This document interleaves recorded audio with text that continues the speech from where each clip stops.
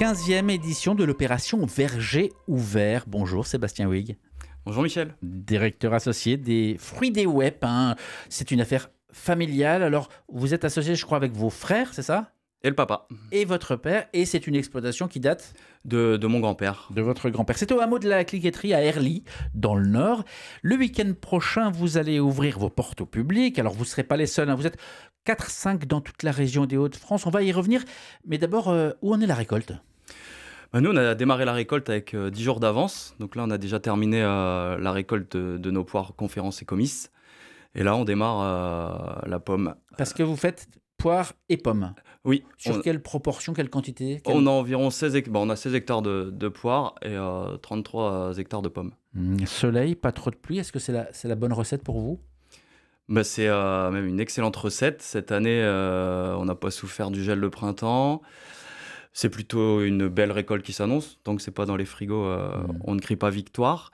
Mais le taux de sucre est là et c'est très important. Quand il y a le taux de sucre, le fruit est bien meilleur. Et alors, taux de sucre, c'est, j'imagine, la présence du soleil. Donc ça veut dire que le réchauffement, entre guillemets, ne vous inquiète pas tant que ça finalement? Après voilà, c'est une année un peu particulière. Est-ce que c'est le réchauffement ou un été qui sort un peu de l'ordinaire? Mais effectivement, nous, l'ensoleillement, c'est plutôt positif pour le taux de sucre. Après voilà, il ne faut pas des années tout le temps sèches pour nos nappes. Alors, vous parlez de cueillette, de récolte. Alors, c'est délicat. Alors, je crois, mais dites-moi si je me trompe, parce que je n'y connais pas grand-chose dans les pommes poires. Les pommes ne marquent pas forcément quand on les cueille. Non, l'inverse. Les pommes marquent quand on les cueille, alors que les poires ne marquent pas. Effectivement, une poire marque moins quand on la cueille, parce que on choisit de cueillir par rapport à un taux de fermeté et un taux de sucre. Et la poire, quand on la cueille, elle est bien ferme. On ne l'accueille pas comme à maturité quand elle arrive chez le consommateur. Pourquoi cette différence entre les pommes et les poires? Une pomme, vous pouvez la cueillir. Vous en avez amené en studio. C'est ça. Une pomme, là, vous pouvez la croquer. Elle vient d'être cueillie. Elle est directement bonne à être consommée. Tandis qu'une poire, il y a un process. Elle est cueillie à un certain taux de fermeté. Ensuite, on la met une semaine dans nos chambres froides. Et ensuite seulement, on va la commercialiser. C'est son process pour qu'elle puisse évoluer, à mûrir chez vous. Ça veut dire que les poires sont peut-être plus fragiles que les pommes? Elle est plus difficile à produire qu'une pomme. Et elle est, à la fin, forcément, c'est plus fragile et plus difficile. Qu'est-ce qu'elle nous dit la couleur des pommes? Parce que c'est souvent, quand on est sur un marché, quand on est dans un supermarché, la couleur qui attire l'œil. Est-ce que c'est ça qui nous fait choisir la bonne pomme? Aujourd'hui, encore plus qu'avant, les gens achètent avec leurs yeux. Donc forcément, on a beaucoup de variétés à couleur rouge. Et on le voit, la pomme rouge se vend bien mieux chez nous que des variétés que nous avons comme l'opale, qui est excellente gustativement, mais qui a un aspect un peu moins... qui attire moins l'œil, et on voit que les pommes rouges ont vraiment le vent en poupe. Est-ce qu'on peut croquer dans une pomme qu'on achète, que ce soit au supermarché, dans un marché ou chez vous? Ou est-ce que vraiment il faut un peu la frotter parce que des choses sont passées par là? Moi, j'en mange une dizaine par jour, directement de l'arbre. Je ne la lave pas, et en sachant que c'est dans la peau qu'on trouve toutes les vitamines. Après, forcément, quand vous l'achetez en grande surface, par rapport un peu si les gens l'ont touché, c'est toujours bien de la laver, mais nous, il n'y a aucun risque à... Combien vous produisez de pommes et de poires par an, à peu près? Suivant les saisons, et cette année, c'est plutôt une bonne année, on va être autour de 3000 tonnes. Donc, 3000 tonnes? C'est ça. Ça fait tout de même, pour qu'on arrive à se représenter, ça fait tout de même, si un camion fait 25 tonnes, ça fait plus de 100 camions. C'est ça. D'accord. C'est assez énorme. Et tout est cueilli à la main. Et tout est cueilli à la main en ce moment? En ce moment. Où est-ce qu'elles vont, vos pommes? Donc nous, 90%, on travaille avec la grande distribution. Donc toute la chaîne. Donc on peut les trouver dans les supermarchés de la région? Voilà, dans tous les supermarchés de la région. Et dans des magasins spécialisés comme Otera. Vous ne faites pas seulement de la pomme et de la poire, vous faites, et vous en avez ramené une bouteille, du jus aussi. Alors vous avez, j'imagine, un laboratoire, comment ça fonctionne? Donc c'est mon père qui a démarré l'atelier, la transformation de jus. Bon, ça a bien évolué depuis, mais effectivement, tout est transformé chez nous avec les fruits à défaut ou qui n'ont pas une belle coloration. Rien ne se perd, tout se transforme. Et donc, toutes nos bouteilles sont faites sur notre exploitation. Lavoisier, hein, rien ne se perd, tout se transforme. Mais est-ce que par exemple, vous faites aussi de l'huile de raisin? Ça a été la mode à un moment donné, l'huile de pépin. Non, Non. on est Donc, consacré. Notre objectif premier, c'est de vendre la pomme à couteau, comme vous pouvez voir là. Et ensuite, juste avec les fruits à défaut, transformés en jus. jus de pomme poire, jus de pomme cassis, jus de pomme framboise.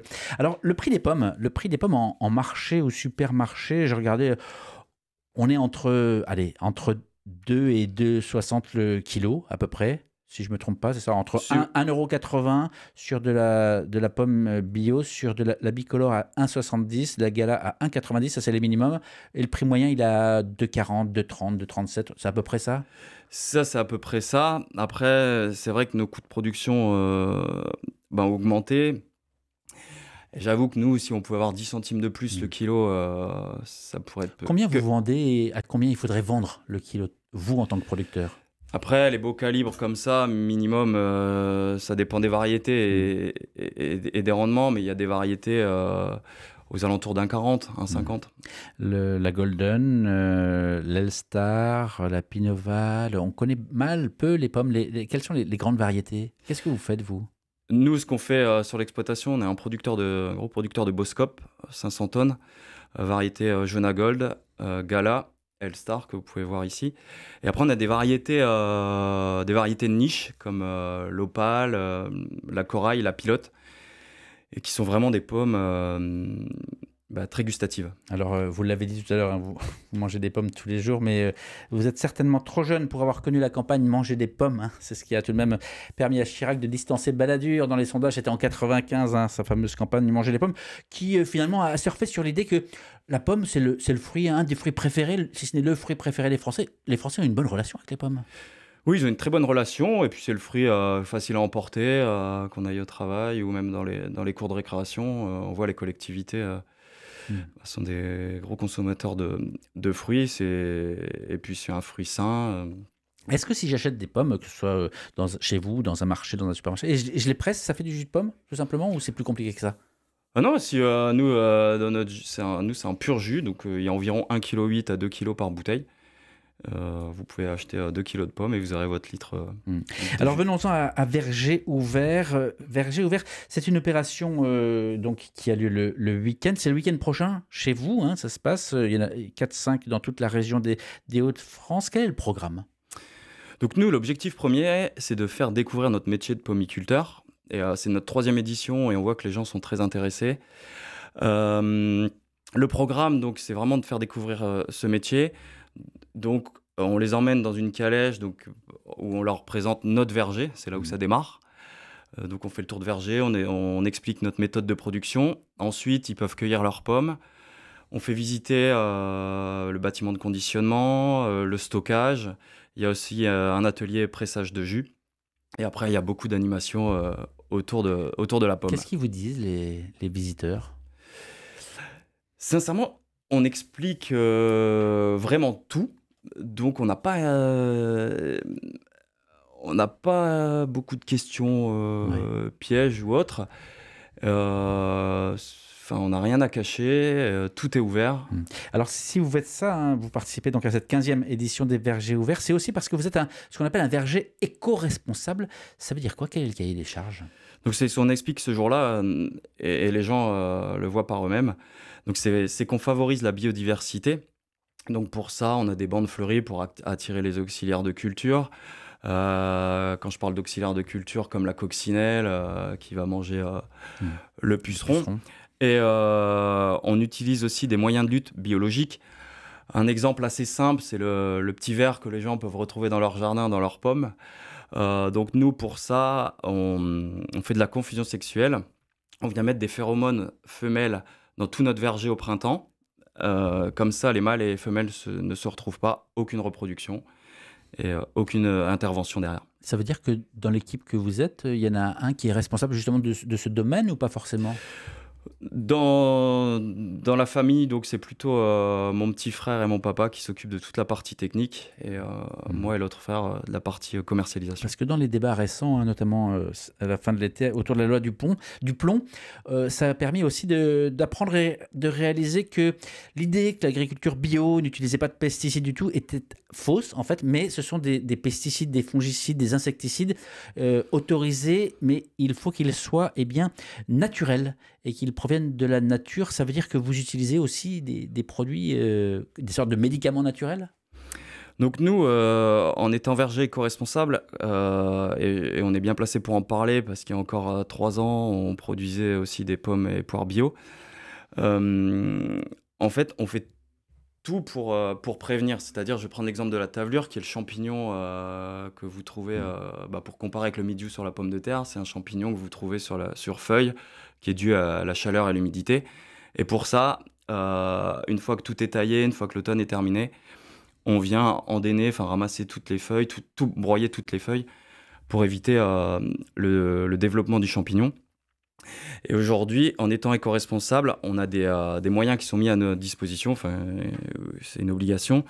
Notre verger est relié à une station météo et qui nous dit vraiment quand intervenir. Contrairement au bio, où on ne prévient pas, on est toujours obligé d'intervenir. Quelles sont les grandes périodes? On a compris que cette période, en ce moment où on ramasse, où on cueille, où on récolte, c'est évidemment un moment intense. Mais sur l'année, quels sont les grands moments, justement? Dans notre métier, c'est quasiment toute l'année, parce que la pomme, tout se fait à la main. Donc là, en ce moment, c'est la cueillette. Derrière, on doit retirer les filets paragrèles. Ensuite, la taille, les plantations, quand il y a des années de plantation au mois de décembre. Et nous, c'est du conditionnement toute l'année.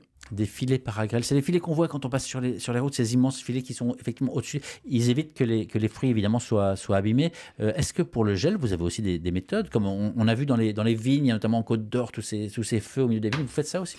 C'est exactement la même chose. Ouais. Les images que vous pouvez voir à la télé, nous, c'est la même chose. On a des bougies, feux de paille. Et contrairement aux vignes, nous, on a des éoliennes. C'est des éoliennes où la pale est inclinée vers le haut. Elle va brasser l'air chaud qui se situe à 15 mètres, le rabat sur le verger. Et grâce à ça, on arrive à gagner 1,5 degré. Ce qui permet d'éviter le gel quand c'est très juste. Alors, vous récoltez les fruits à l'aide de saisonniers. Hein. Pour connaître un peu le monde de la vigne, c'est toujours un casse-tête dans certaines régions. Est-ce que chez vous, c'est plus facile? Est-ce que vous arrivez à trouver tous les ans des saisonniers? On arrive à en trouver tous les ans au début, mais malheureusement, au bout d'1-2 semaines, on perd pas mal de saisonniers. Donc nous, on a besoin cette année d'une 60aine de personnes. Pendant combien de temps? 60 pendant 1 mois, 1 mois et demi.